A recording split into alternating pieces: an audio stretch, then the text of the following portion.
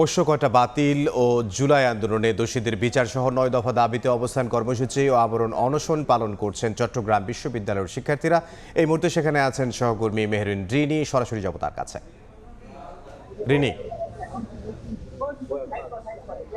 চট্টগ্রাম বিশ্ববিদ্যালয়ে পোষ্য কোটা সহ সকল অযৌক্তিক কোটা বাতিল, পাশাপাশি জুলাই আন্দোলনে হত্যাকাণ্ডের সাথে জড়িত সকলের বিচারের দাবিতে আমরণ অনশন কর্মসূচি পালন করছে চট্টগ্রাম বিশ্ববিদ্যালয়ের 6 আন্দোলনকারী শিক্ষার্থী। দুপুর 12টা থেকে বিশ্ববিদ্যালয়ের প্রশাসনিক ভবনের সামনে তারা এই অনশন কর্মসূচি পালন করা শুরু করেন। পাশাপাশি তাদের সাথে যোগ দিয়েছেন আরো কিছু শিক্ষার্থী যারা অবস্থান কর্মসূচি পালন করছেন। এর আগে গতকাল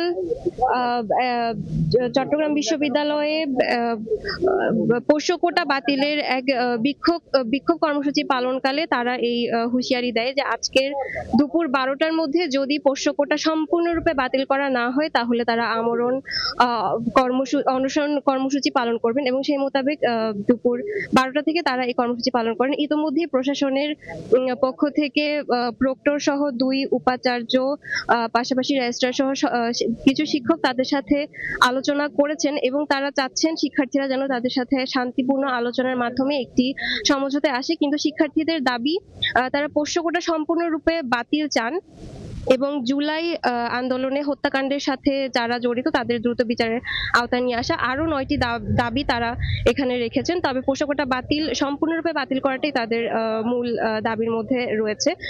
কিন্তু তারা এক্ষেত্রে কোনো রকমের বিলম্ব চাইছেন না। তারা চাচ্ছেন যত দ্রুত সম্ভব পোষ্য কোটা সম্পূর্ণরূপে বাতিল করা হোক। এর আগে গত সোমবার প্রশাসনের সাথে শিক্ষার্থীদের সাথে একটি বৈঠকে এই বিষয়ে তাদের আলোচনা করা হয়। তবে পোষ্য কোটা সম্পূর্ণরূপে বাতিল না হওয়ার বিষয়টি তখন প্রশাসন জানিয়েছিল, সেই জন্যই তারা এই অনশন কর্মসূচি পালন করছে। তো এই ছিল চট্টগ্রাম বিশ্ববিদ্যালয়ের প্রশাসনিক ভবনের সামনে থেকে আমার কাছে সর্বশেষ। চট্টগ্রাম বিশ্ববিদ্যালয় ক্যাম্পাস থেকে সহকর্মী মেহরিন রিনি।